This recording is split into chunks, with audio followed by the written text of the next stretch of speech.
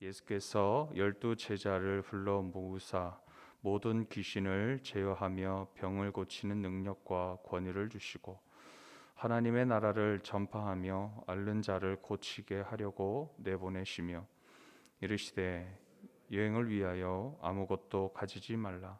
지팡이나 배낭이나 양식이나 돈이나 두벌 옷을 가지지 말며 어느 집에 들어가든지 거기서 머물다가 거기서 떠나라. 누구든지 너희를 영접하지 아니하거든 그 성에서 떠날 때에 너희 발에서 먼지를 떨어버려 그들에게 증거를 삼으라 하시니 제자들이 나가 각 마을에 두루다니며 곳곳에 복음을 전하며 병을 고치더라. 분봉왕 헤롯이 이 모든 일을 듣고 심히 당황하니 이는 어떤 사람은 요한이 죽은 자 가운데서 살아났다고도 하며 어떤 사람은 엘리야가 나타났다고도 하며 어떤 사람은 옛 선지자 한 사람이 다시 살아났다고도 함이라. 헤롯이 이르되 요한은 내가 목을 베었거늘 이제 이런 일이 들리니 이 사람이 누군가 하며 그를 보고자 하더라. 사도들이 돌아와 자기들이 행한 모든 것을 예수께 여쭈니 데리시고 따로 베세다라는 고을로 떠나가셨으나 무리가 알고 따라왔거늘 예수께서 그들을 영접하사 하나님 나라의 일을 이야기하시며 병 고칠 자들은 고치시더라. 날이 저물어 가매 12 사도가 나와 여짜오되 우리를 보내어 두루 마을과 촌으로 가서 유하며 먹을 것을 얻게 하소서. 우리가 있는 여기는 빈들이니이다. 예수께서 이르시되 너희가 먹을 것을 주라 하시니 여짜오되 우리에게 떡 5개와 물고기 2마리밖에 없으니 이 모든 것을 위하여 먹을 것을 사지 아니하고서는 할 수 없사옵나이다 하니 이는 남자가 한 5,000명이 되밀어라. 제자들에게 이르시되 때를 지어 한 50명씩 앉히라 하시니 제자들이 이렇게 하여 다 앉힌 후 예수께서 떡 5개와 물고기 2마리를 가지사 하늘을 우러러 축사하시고 떼어 제자들에게 주어 무리에게 나누어 주게 하시니 먹고 다 배불렀더라. 그 남은 조각을 12바구니에 거두니라. 예수께서 따로 기도하실 때에 제자들이 주와 함께 있더니 물어 이르시되 무리가 나를 누구라고 하느냐? 대답하여 이르되 세례 요한이라 하고 더러는 엘리야라 더러는 옛 선지자 중에 한 사람이 살아났다 하나이다. 예수께서 이르시되 너희는 나를 누구라 하느냐? 베드로가 대답하여 이르되 하나님의 그리스도시니이다 하니 경고하사 이 말을 아무에게도 이르지 말라 명하시고 이르시되 인자가 많은 고난을 받고 장로들과 대제사장들과 서기관들에게 버림받아 죽임을 당하고 제3일에 살아나야 하리라 하시고 또 우리에게 이르시되 아무든지 나를 따라오려거든 자기를 부인하고 날마다 제 십자가를 지고 나를 따를 것이니라. 누구든지 제 목숨을 구원하고자 하면 잃을 것이요 누구든지 나를 위하여 제 목숨을 잃으면 구원하리라. 사람이 만일 온 천하를 얻고도 자기를 잃든지 빼앗기든지 하면 무엇이 유익하리요? 누구든지 나와 내 말을 부끄러워하면 인자도 자기와 아버지와 거룩한 천사들의 영광으로 올 때에 그 사람을 부끄러워하리라. 내가 참으로 너희에게 이르노니 여기 서 있는 사람 중에 죽기 전에 하나님의 나라를 볼 자들도 있느니라. 아멘. 여기까지 읽겠습니다. 9장 말씀은 예수님께서 제자들을 보내시고 하나님 나라의 복음을 전파하게 하시는 장면이 나오고 있습니다. 1절에서 6절까지 예수님께서 제자들에게 사명을 주시고 이 그런 사명에 대해서 말씀하시고 그 이후에 말씀들은 예수님을 체험하는 제자들의 모습에 대한 내용들이 여기 담겨져 있습니다. 그 내용이 오병이어로 5,000명을 먹이신 사건과 그리고 예수님의 그 부활의 사건에 대한 예고, 변화산에서 예수님의 영광스러운 영모로 변화되심과 그리고 귀신 들린 아이를 낫게 하심과 십자가의 고난에 대한 예고와 또 이외에 또 여러 가지 말씀들이 오늘 이 9장에 다양한 사건과 말씀들이 있습니다. 오늘은 1절에서 9절까지 본문을 우리 정해서 좀 말씀을 나누겠습니다. 1절과 2절 말씀에는 예수님께서 제자들을 부르시는 장면이 여기 나와 있습니다. 1절을 보겠습니다. 예수께서 12 제자들을 불러 모으사 모든 귀신을 제어하며 병을 고치는 능력과 권위를 주시고, 가장 먼저 예수님은 제자들을 불러 모으사, 그 다음 무엇을 하셨습니까? 능력과 권위를 주셨습니다. 그리고 세상에 보내시는 목적에 대해서 2절에 이렇게 증거하고 있습니다. 같이 읽어보겠습니다. 시작. 하나님의 나라를 전파하며 앓는 자를 고치게 하려고 보내시며. 아멘. 하나님 나라를 전파하며 앓는 자를 고치게 하려고, 즉 무슨 말입니까? 그 구원하시기 위함이다라는 것입니다. 지난 8장에서 우리가 보았듯이 야이로의 딸이나 그리고 12의 혈루증을 앓았던 여자를 고치실 때 하신 말씀을 우리가 기억하시면 좋겠습니다. 8장 48절에 예수님께서 딸아 내 믿음이 너를 구원하였으니 평안히 가라. 그리고 8장 50절에 두려워하지 말고 믿기만 하라. 그리하면 딸이 구원을 얻으리라 하셨습니다. 이것은 예수님의 원래 하시던 그 구원의 사역입니다. 예수님께서 제자들을 부르셨듯이 오늘날 우리도 불러 모으셔서 주님의 능력과 권위를 허락해 주셨습니다. 즉 보혜사 성령을 우리에게 보내주셨습니다. 하나님 나라의 전파의 그 구원의 사역을 위해서, 앓는 자들을 위해서 세상으로 우리를 보내주신 것입니다.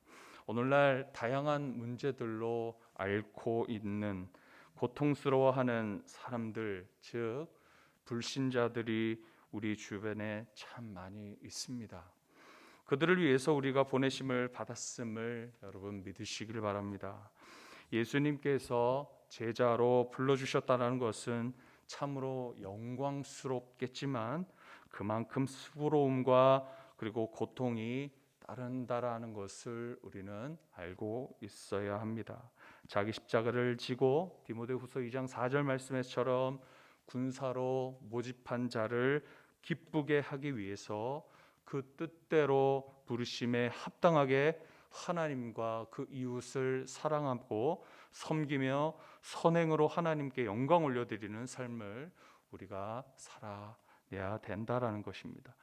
그리고 두 번째로 3절에서 6절엔 제자로서 지녀야 할 태도를 우리에게 말씀하고 있습니다. 제자로 살아가는 것을 전제로 합니다. 우리는 모두가 복음적 삶을 살아야 합니다. 그러면 우리가 어떻게 살아야 할까요? 3절에 이렇게 말씀합니다. 같이 읽어보겠습니다. 시작. 이르시되 여행을 위하여 아무것도 가지지 말라. 지팡이나 배낭이나 양식이나 돈이나 두벌옷을 가지지 말며, 즉 내 편리를 의지하지 말고 우리의 필요를 공급하시는 우리 주님만을 의지하라는 말씀입니다. 그 다음 9절 4절에 복음의 삶을 살기 위해서 우리 주님께서 머물 곳까지 준비하신다라는 것을, 그 은혜를 우리에게 보여주고 계십니다. 4절 읽어보겠습니다. 시작. 어느 집에 들어가든지 거기서 머물다가 거기서 떠나라. 우리는 푸대접보다 후한 대접을 받는 것을 참으로 좋아합니다. 후한 대접을 받을 수 있는 큰 집, 우리가 외형적으로 보아도 참 잘 알 수 있고 볼 수 있습니다. 그러한 집을 찾아갈 수는 있지만 우리 주님께서는 어느 집에 가든 거기서 머물다가 떠나라 하십니다. 하나님께서 준비하신 사람을 통해서 주시는 어떤 대접에도 우리는 감사함으로 받고 불평을 말아야 한다라는 것입니다. 이어서 5절 말씀에 누구든지 너희를 영접하지 아니하거든 그 성에서 떠날 때에 너희 발에서 먼지를 떨어버려 그들에게 증거를 삼으라 하시니, 5절에는 복음을 듣지 않는 자, 복음을 영접하지 않는 그 마을을 떠날 때에 발에서 먼지를 떨어버림으로 복음을 전파하기 위해 방문했다라는 그 증거, 물증을 남기라 하십니다. 주님은 그런 경우에 그 마을이 하나님께 심판을 받는다 하여도 제자들에게 책임이 없음을 말씀하십니다. 어떤 상황이라 할지라도 주님께서 이 제자들을, 우리를 믿는 자들을 지키시고 보호하실 것을 전적으로 신뢰하기에 어떠한 염려도 두려움도 우리에게 있어서는 안 된다는 것이죠. 우리는 예수님의 제자로 살아가기 위해서 가장 큰 걸림돌은 먹고 사는 문제입니다. 우리는 예수님께 보냄을 받은 사람들입니다. 그렇다면 우리의 주가 되시고 왕이 되시는 하나님께서 모든 필요를 공급해 주시고 그리고 믿고 세상을 향해 우리는 나아가야 합니다. 먹고 사는 문제가 우리가 주님이 원하시는 뜻대로 살지 못하는 그런 이유라 하면 현재 감사하고 주신 것에 대해서 더욱 감사하는 우리들이 되어져야 할 것입니다. 우리의 모든 의식주를 공급해 주시는 주님을 믿으면서 복음 사역에 더욱 힘쓰는 그런 제자의 삶을 사시는 우리 성도님들 되시길 소망합니다. 7절에서 9절에는 예수님과 제자들의 복음 사역을 보고 들리는 소문에 심히 당황하는, 오늘날 세상을 의미하는 분봉왕 헤롯의 모습을 볼 수 있습니다. 7절에서 9절까지 말씀 같이 읽어보겠습니다. 시작. 분봉왕 헤롯이 이 모든 일을 듣고 심히 당황하여 아니, 이는 어떤 사람은 요한이 죽은 자 가운데서 살아났다고도 하며 어떤 사람은 엘리야가 나타났다고도 하며 어떤 사람은 옛 선지자 한 사람이 다시 살아났다고도 함이라. 헤롯이 이르되 요한은 내가 목을 베었거늘 이제 이런 일이 들리니 이 사람이 누군가 하며 그를 보고자 하더라. 아멘. 헤롯이 심히 당황하는 이 모습은 세례 요한이나 엘리야나 선지자가 다시 살아난 것처럼 보통 사람이 할 수 없는 특별한 신적인 능력으로 행하는 구원의 사역을 인정함으로 비롯된 모습입니다. 세상은 하나님의 나라의 이 복음에 대해서 크게 놀라고 당황할 것입니다. 그들은 복음을 거부할 것이고 헤롯이 이 세례 요한의 목을 베었듯이 오늘날 우리 신자들에게 핍박을 할 것입니다. 그럼에도 보냄을 받은 우리는 끝내 하나님의 그 복음이 승리한다라는 그 사실을 끝까지 믿고 나아가야 하는 것입니다. 우리를 부르시고 능력 주시고 그리고 보내주셨습니다. 우리의 먹고 사는 것까지 공급해 주셨습니다. 끝내 복음의 능력으로 크게 당황하는 이 세상으로부터의 핍박을 당한다 할지라도 우리가 지녀야 할 믿음의 태도는 바로 끝까지 주님만 의지하는 것입니다. 끝까지 주님 한 분만 바라보는 것입니다. 보내시고 공급하시고 끝내 승리케 하시는 우리 주님만을 믿고 따르시는 그런 귀하고 복된 우리 성도님들 되시길 이 시간 간절히 소망하고 축복합니다. 기도하겠습니다. 하나님 감사합니다. 우리에게 은혜와 긍휼이 한이 없으신 하나님, 우리를 제자로 우리를 창세전부터 택하사 또 주 그리스도 예수님을 믿게 하시고 보혜사 성령님을 우리에게 허락하여 주시사 주님의 그 능력으로 선행으로 주님의 영광을 위한 삶을 살게 하심을 감사합니다. 하나님, 우리를 제자로 부르셨습니다. 하나님, 세상에 우리를 보내주셨습니다.